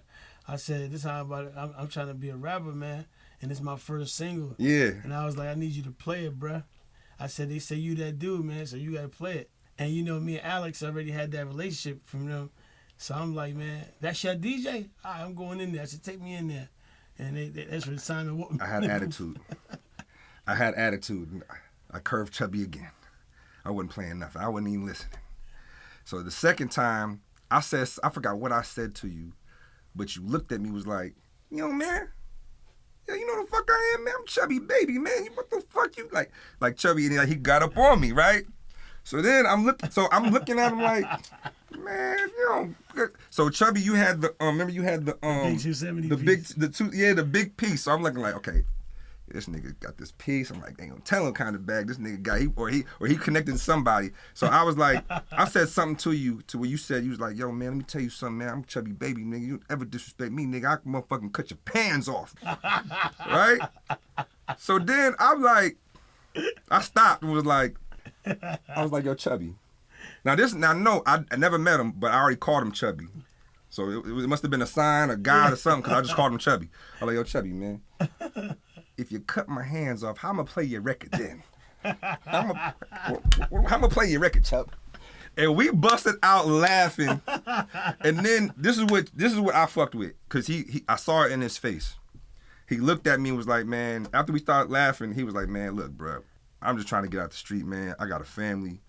I'm trying to transition. I'm trying to really do this music shit, bro. I don't want to be in the streets no more, man. I'm trying to change my life for me and my kids and my wife, man. And when he said that to me, and I saw it in his eyes, I said, you know what, bro? That's the realest shit anybody that ever said to me, and like ever in a DJ booth or trying to get to me to play a record, listen to a record. I ain't even listened to the record. I just played it. Yeah. Played it, and then I was like, what? It's crazy. Getting money. Oh, yeah. Money. Oh, yeah. I was like, oh. Let me tell you how real I am. I'm at V103. Jermaine Dupri had a show on So Def Radio. Oh, I remember that show. Gave it to Jermaine Dupri. I gave it to Jermaine Dupri. Jermaine Dupri played it. He thought it was hot. Chubbie like, yo, who? Yo. I'm like, nah, bro, that shit was hot. Yeah. Dun, dun, dun, dun, dun, dun, dun, dun, dun. Chubbie. Baby. Headbangers. Only You know what I'm saying? Only nigga with a Wayne feature. Only person with a Wayne feature. That wasn't signed. Wayne and Jewels was on that. Yeah. So Jermaine plays it. And the next thing you know, like me and Chubbie, we just started rocking like every day. And then I tell Chubbie what I'm trying to do. I'm already hot in the city, but I still told him like, yo, I want to be bigger than this. Like I don't want to just be Atlanta. I want to run Atlanta first. Yeah. So when I'm telling Chubbie my dreams, I'm like, yo, I DJ with Greg Street. You know, I do stuff with Frank. All the big dogs, I'm under that. You know what I'm saying? And Chubbie saw my vision, and that's how we connected. We saw, and we kind of like, all right, we're gonna help each other. Cause I ain't gonna front, Chubbie, you had a lot of relationships that I didn't. Right. And that I needed. Yeah. I'm gonna tell y'all, look, for all y'all DJs, when you want that number one spot, I'm not talking about sharing position with other DJs, and I'm not knocking no other DJs or nothing. But when I came, I had the number one position. I had radio, club, and because of Chubbie, and shout out to Jeezy, we did that mixtape. I had the streets too. I had everything. I had everything. The number one position, number one promoter, number one radio station, one of the hottest mixtapes in the streets, and I had the backing. I had a movement. Yeah. You know what I'm saying? Sometimes when you want that number one spot, you can't move by yourself. You got to move with a team. That's right. And so me and Chubbie just talked. I saw where he wanted to go. He saw where I wanted to go. We became teamwork, and that's how we started moving. So when people be like, "Yo, I want that Chubbie baby," yo, we sat down and put a plan together every week, right? Man, every week. Every week we putting a plan together. I tell people, man, listen. Remember that one night, we had it was Khaled, Waka, Rocco, Jeezy, Future, 2 Chainz. That was my birthday party, right? Oh my God, man! I had everybody in the building, right? Them was them days. And at that time, you know, that's when I was coming to the club and we was doing the 300 bottle routine. I don't think you understand. Yeah, I was disrespecting Cass though, child. Yeah, I mean, we make some movies, man. Chubbie and them was ordering 100 bottles and then giving 3 or 4 bottles to like other tables and stuff. You know what I'm saying? Yeah, going crazy, man. And then texting me telling me infamous when I send the bottles to him, play my record. Which is great marketing, by the way. Yeah, it was good. Yeah, I said great marketing, by the way. Marketing and branding, and man, I just want to always just tell you every time. I wouldn't be where I'm at today in Atlanta on the club scene without you, because you took my grind and you made it vocal to the community. Right. And they felt our energy together of how we was working and stuff like that, man. Right. And telling people like you know, besides you having the number one radio show and the number one mixtapes and stuff like that, and being a part of the number one club, you also like had dropped some singles. Like, tell me your first single. So who you had on the first single? So I'm gonna tell y'all, like, for those who know I have singles and all that, So the idea for me to drop even come in the game with a single. First of all, I was in DJ Drama's crew, the affiliates. So I watched Drama put his first album together. At the same time, I met Khaled. So I'm watching him do the same thing. Like I'm watching him put this stuff together. So, but Chubbie was like, yo, you need to go ahead and put something out because you're there now. You know what I'm saying? Like, and I ain't gonna front. Chubbie was kind of like, while Drama and Khaled is like, oh, if you know you'll be next, you know. Chubbie's like, no, you're next now. Like now, like right now. I'm like, drop now. Right, he's like now. So I'm like, I never made a record before. So I'm listening to Chubbie's records, and it was this record called Fetty, right? And I'm like, Chubbie dropped it, but Chubbie wasn't pushing it. Like he put on a mixtape, but I was like, nah, bro, this got to be my single right here, bro. Oh my God. I need this. So the song is called Fetty. I went and got Rick Ross. I went and got Jim Jones. I had Chubbie Baby on it, and I got Young Dro. And that was my first single that I put together. You know what I'm saying? Chubbie, I ain't gonna front. Chubbie helped me orchestrate that whole play. You know what I'm saying? Like I had the relationship. I never put old school on the force, big time on the basics, on force on my face, my nigga. I'm getting fetty. You know what I'm saying? But Chubbie helped me orchestrate that whole record. I never put a record together before. You know what I'm saying? And that was my first introduction to doing it. Mm-hmm. And then fast forward 2 years later, you know, Mike Will was I'm DJing Cream. Club Cream, Mike Will coming to my he coming to my door every Friday talking about he got beats. Because I put on the radio, I want to put out another single. Yeah. So Mike Will like, yo, I got these beats. I'm like, who is this kid, man? Yo, get out of my booth, man. You know what I'm saying? So then one day he came, and I was just like, yo, this is the fourth week he didn't came to my DJ booth. Let me check these beats out. Check the beats out. I hit him like, yo, beats is dope. I go to his little studio. It had to have been like a closet or something. Like it was like small, like real small. So then he was like, "Yo, bro, like you should stop saying on the radio you looking for a real single." I was like, "Why?" He's like, "Cause I got it for you." I was like, "Well, what's that?" So he played me Itching. He was like, so I'm like, "Oh shit!" I was like, "But yo, Future just put this on the tape." He was like, "It's a B-side though." I'm gonna keep it 100. Mike Will was like this. Mike Will was ahead of his time at that time. Mike Will was like, yo, it's on the bonus, like you know, like the end. But he was like, it's on the streets, Imp. You're heavy in radio and club. Let the streets burn it up.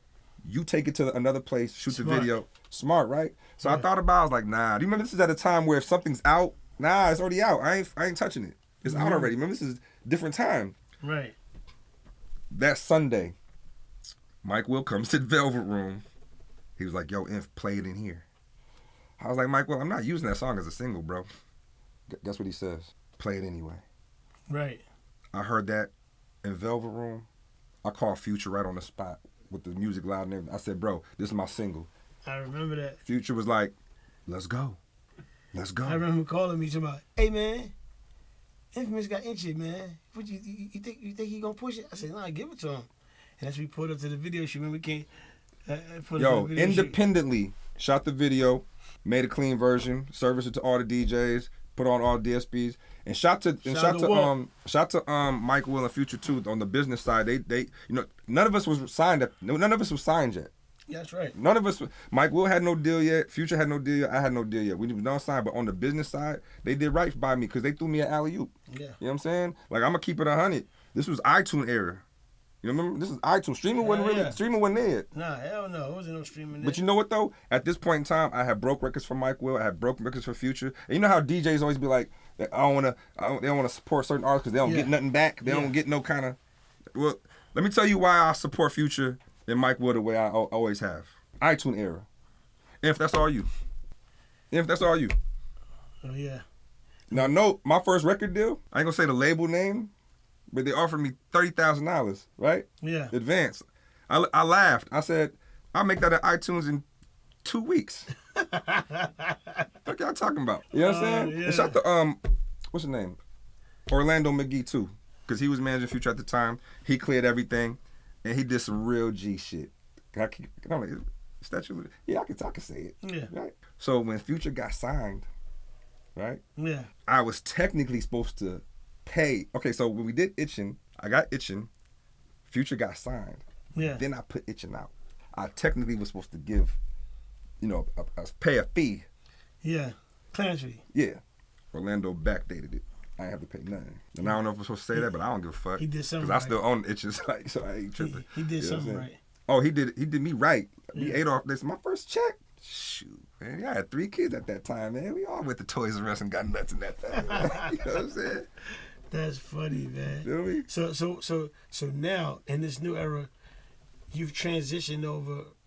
You've been DJing for Ludacris. Yep. You got the cannabis deal. Yeah. You like Snoop Dogg out there now. In Vegas.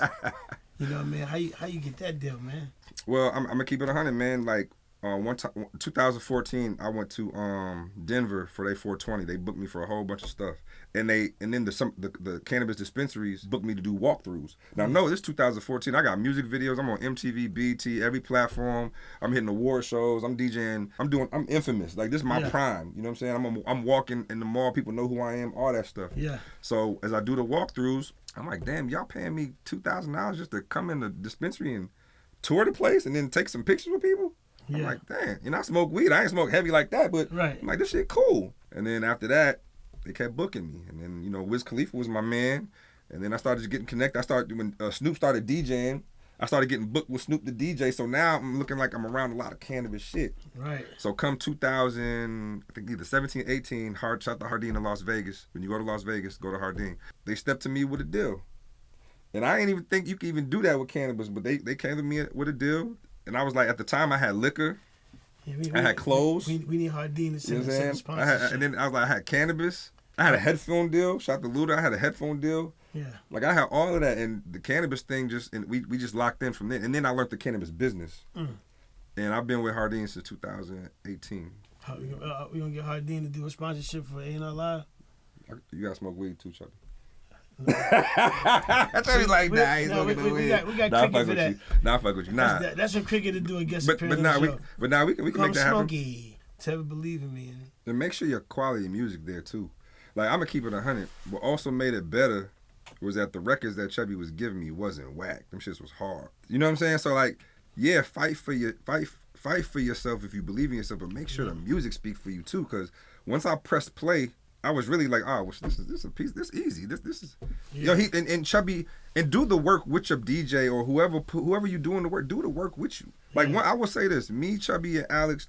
When it came to what everybody was trying to accomplish at that time, where let's say it's a relationship that Chubbie got, Alex ain't got, he could plug there, you know what I'm saying, or vice versa, or what have you. It's teamwork. You feel me? Mm-hmm. It's relationships and it's teamwork. And once y'all have that understanding, sky's the limit. You know what I'm saying? Sky's the limit. Have you ever worked with Rico Wade? I've never worked with Rico Wade. I've had the honor of being in the studio with him years ago, maybe my rookie year, which is 05. Maybe 06, something like that. I've had the honor to be in the studio, like fly on the wall. Yeah. You know what I'm saying? RP Rico Wade, legend. I met him at V103, and I met him when we did the Atlanta, the artist thing. Yeah. The jerseys. Yeah, with the jerseys. I chopped it up with him then too. Yeah, great guy, man. Yeah. That's Future's cousin. Yeah. He did a lot for the game, man. I mean, he did a lot for Atlanta, period. Right. Very genius guy, man, and gonna miss him, man. But Duct Tape Dave passed. And RP Duct Tape Dave, man. RP Duct Tape Dave, man. Yeah, we lost a lot this week, yo. Smoke friend right there, man. Yeah. And a lot of people passed, man. My man Inf that be with Benny the Butcher. Yeah. He passed his last week, man. Death been knocking at the door to the hip hop community. Shout out Mr. C, man. Have you ever met Mr. C? Yep. I met Mr. C 2005 at 50 Cent House. Super Bowl. He said on the mic. He said on the microphone. So 50 got 1 million DJs there, right? Yeah. And he says on the microphone. I know I'm still new, so I ain't taking no offense to it. I was just happy to be around the hottest DJs in the country, from Clue to Drama to you name the hottest DJ at that time. They was in there. I was just happy to be invited from Atlanta. Right. I was happy to be invited because I was the rookie. Right. Mr. C says on the mic, yo, DJ Drama is the hottest DJ from the South. Anybody got a problem with it? Say so. He said that in front of 1 million DJs. I was like, yo, where the hell am I? Like, this is my first time, like, just being around New York DJs. Like, y'all niggas, them niggas was saying whatever. Like, I was like, damn, you can really say that? You know what I'm saying? Yeah. And I went up to Mr. C because I knew who he was. And I was like, yo, what's up? I'm DJ Infamous. I'm new in Atlanta. You know, I gave him the spill. He was like, yo, what's up, kid? You know what I'm saying? Yo, keep doing your thing, man. Make sure you know what I'm saying? Make sure you one day, you stay consistent so you be hot like us. You know what I'm saying? Then I ain't take that no way. I was like, yeah, because I'm already in the room. Because from Atlanta, it was only Greg Street, DJ Drama, Cannon, and Sense, and me. That's right. So I already looked at it like I was already there. Yeah, I think he been Big Daddy Kane DJ since high school. That's what I'm saying. And then, you know, him being on the radio with Hot 97 for as long as he did, you know, that's a monument. That's a historic station. Yeah. You know what I'm saying? So we have the most respect. I think the longest DJs that ever been DJing on radio, besides Mr. C, got to be Funk Flex and got to be Greg Street. Yeah, more by far. I got to tell you this story too because I know we're going a little extra long, but it's just so much stuff that me and Infamous did with each other, man, and our accomplishments. Us pushing the record. The Oh Yeah record, Drake Street called me one day and was like, hey man, I could get it cleared. I didn't know.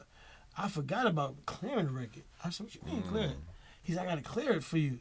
So he calls Baby and Slim with me on a 3-way. And he said, yo man, we need y'all to clear this record. Slim said, done dog. Record cleared. Yo, Drake Street he told me to go and say 6 o'clock, it's time to rock with Drake Street. Right. And if you know that era, I'm from the Grey Street 6 o'clock time to rock era. Yeah. He played that record for a year and a half. Yep. As the intro to his show. Yep. So if you was in Atlanta, people was just like, yo, Chubbie got the city on fire. I got the parties. I learned the party promotion with Bocce, you know. Mm-hmm. And I just have my name on. Alex would just throw my name on parties just to throw it on there. Right.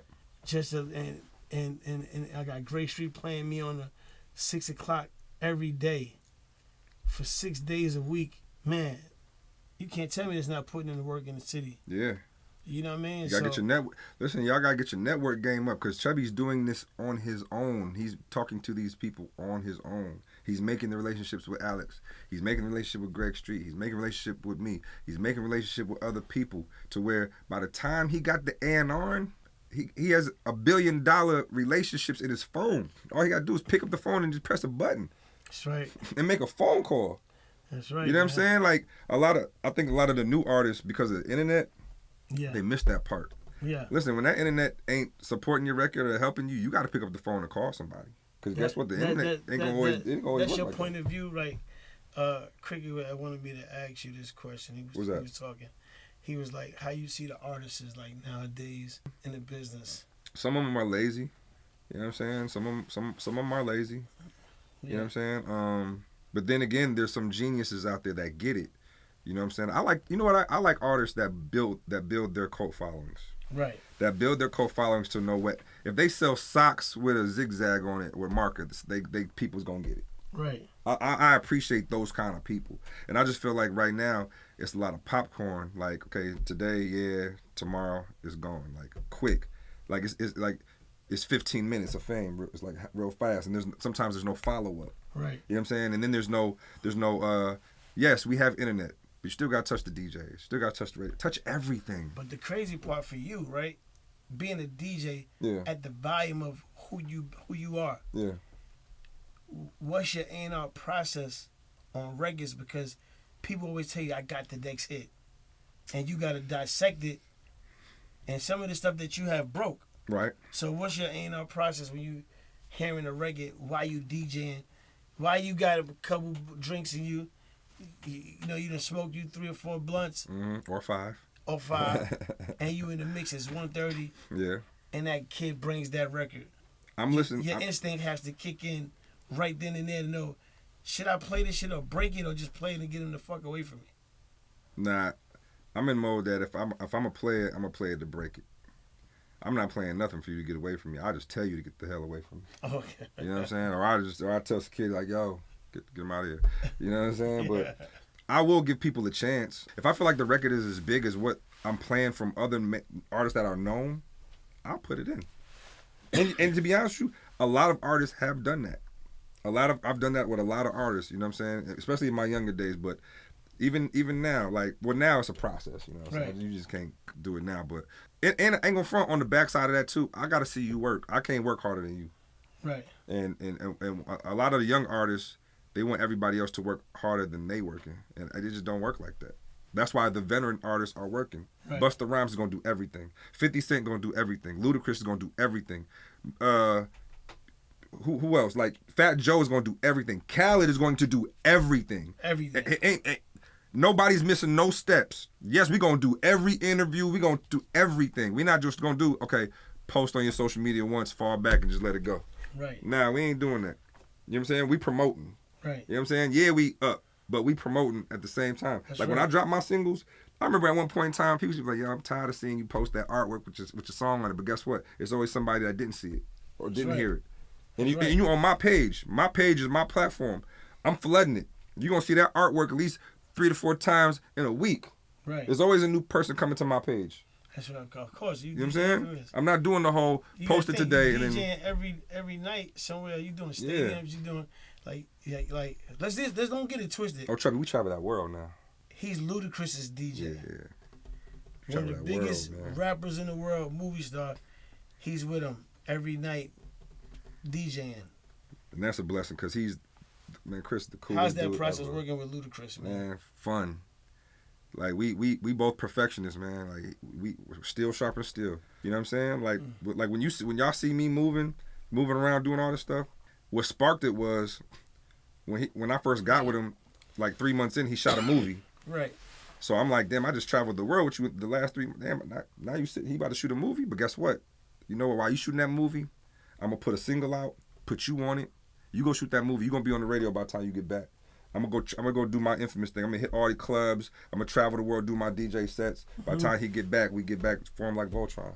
And that's been our relationship. You know what I'm saying? I remember one point in time, like, yo, every time you drop a single, man, you got Ludacris on it. Because he's shooting a movie. He ain't on the radio. So his DJ gonna put him on the radio. That's right. You know what I'm saying? That's teamwork. That's right. And I don't give a shit what nobody got to say about that. Because at the end of the day, I see me and him moving around. We traveling the world. We the ones putting in the hard work. We the ones traveling the world. We away from our families countless days, months, hours at a time. You know what I'm saying? We the ones busting the bag down. We the ones getting busy. You know what I'm saying? Yep. We don't be on no bullshit. You know what I'm saying? Crazy, man. At all. So, but now, shout to Luda, man. Like, it's a blessing working with him, man. Like, shout out to Jeff, shout out to Shotgun.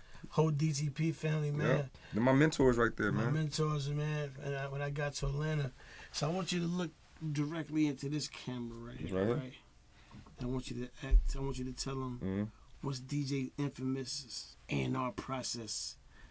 What makes him get excited about an artist? The voice. If you're different, I hate copycats. Right. I'm gonna put that out there. I don't like copycats. It's hard for me to really get into somebody if I've heard it before. You know what I'm saying? But if it is something similar, I look for the swag. Like it just depends with me, man. You talking about today's time, right? Yes. See, today's time, I gotta go with the tone of your voice, like the way your lyrics are. You know what I'm saying? If you got movement, it ain't just the record. I look for movement too, how you're moving. All of that excites me, man. I don't get excited by just the actual song. Right. You know what I'm saying? Like I gotta see the whole thing. You know what I mean? But for me, I like hearing different artists. Like Chubbie, if I'm rapping Chubbie, I don't want to sound like Chubbie Baby. Right. If we get on the record together, it's gonna be like, who's that? Chubbie or Infamous? You know what I'm saying? I don't like that. I know I sound kind of old school with it, but I just like originality. Right. You know what I'm saying? And that's my process. Do you have any artists right now that you're working on? I just signed the artist to myself. Okay, you know what I'm saying? I can't say his name yet. Right. Because we still, just in the midst of that paperwork. Yeah, I mean, it's paperwork signed. It's just, I gotta do it a different way. Okay. I can't, Yeah. Because if I say it, then you know what I'm saying? Exactly. Then they gonna hate on it. And you know how that game goes. But I just it, signed my first artist officially to Infamy Entertainment, which is my label that I've been on myself for the last 10 years. You know what I'm saying? Congratulations. And traveling with Chris, we're about to go do another tour. I'm about to put out another DJ Infamous single. That's right. Here we go. Let's go time. I'm gonna be honest with you. At first I thought I was retired from it. Yeah. But then I was like, well, I'll retire. I know what I'm doing. That's right, man. You know what I'm saying? Keep them going, man. And the thing is, I've always been independent, Chubb. As long as you can. Chubb, I've always been independent. Right. Like all of my singles that I put out, I've been independent this whole time. Talk that shit. You know what I'm saying? So, you know, it's time for me to put some more stuff out, and I'm gonna do it, man. This summer I'm going crazy with it, bro. Well, you know you got my support, man. Most definitely. So, man, I'm glad you came by the show, man. We gotta do a part 2. Oh yeah, man. So what I was gonna do, I was waiting for you to get here so I could put you on the spot. What? But I'm gonna start bringing you on to co-host. Anytime. You know, at least once or two out the month. Yeah, I still got to tell my Gucci Jeezy story. Yeah. That Chubbie, actually it's 3. Oh yeah. Oh no, we're gonna say that for the documentary. Oh, we gonna say that one for the documentary? Yeah, okay. the documentary gonna right. is a little deep, man. We working on that, man. So I want you to tell that story. Yeah, that was another Chubbie got me all scared and nervous. Like, what the I gotta make it home, man. What you got me in? We gonna save it though. Midwest Chubbie transitioning, boy. You know what I'm saying? Hey, when you said about kidnapping Alex, I looked at your son. I looked at him like, that's your pops, man, from back in the day, G. Yeah, man. You know what I'm saying? Man, Alex told me you gonna keep our money, man. I said, man, ain't anybody keep nothing. We gonna sit outside and wait for this motherfucker, man. I'm a kidnap him. Shit, man. That nigga Wolf said, man. Wolf, no, he see that. He was like, oh, Yo, shit. shout to Wolf, man. Shout out to Wolf, my man, man. Rest in peace, man. Yeah. You know what I mean? Yeah, But yeah, man. yeah. Hey, man. I want to give a big shout out, man, to the whole V103 family, man. Mm-hmm. I want to shout out Greg Street, man. I want to shout out Barbara Williams. Yeah. I want to give Big my boy Reggie. You know what I mean? Reggie Rizzle, Yeah. Reggie Rouse, Big dog. the big dog. You You know know, what I've I been mean? there 18 years, dog. Yeah, that's my man, man. Yeah, a long time, man. That's crazy. You know what I'm saying? And I tell people, man, V103, I'm going to be real. V103 gave me so much love that 107.9 wouldn't play my music. Damn, I remember that. Yeah. Remember? I remember that. They put notes all through the station. Don't play Chubbie's records. Don't play Chubbie records. But guess what, though? And, At the time, you ain't need them anyway. You had me. yeah. And we still Big evolved. dog talk. Big dog talk. We still evolved over there. And everybody they know, man, it's Chubbie Baby and Infamous for life. Locked in. You know what I'm saying? My brother, man, I love you, man. Love you, boy. Man, I love your wife, your Yeah. kids, man. You know, everybody, man. Look at your nephew, man. Dog, I know, Rock, grown as hell, man. You know what I'm saying? Man. So now we at the end we're gonna close this out like this. We're gonna tailor make this out for my boy Cricket, cause he's getting on my nerves. Yo, shout out to Cricket, man. Shout out to Cricket. You know what I Yo, mean? Cricket, you know when I came on, baby, we was going, you know what I'm saying? We was going longer, baby. You know what I'm saying? Man, You know I'm a talker. If y'all can see Cricket right now, man, he's sitting back with his legs crossed with his pad, keep telling me to cut the show, and I said no, Cricket. The people want to hear it. He's like, cut the show, and I'm like, no. He got these orange specs on, man. He looks so professional, and he's talking to me like he's my dad. Yo, right? So, shout out to my man Cricket, man. Love you, yeah, yo. man. But shout out to Cricket. Yeah, shout out but to we're Cricket. gonna end the show off because he's talking to me, and he keeps he's threatening me, people. All right, so we're gonna close this off because Cricket said so. Yeah. All right. So this is A&R Live with your boy Chubbie Baby and my co-host, my brother DJ Infamous. Talk to me. You dig? You feel me?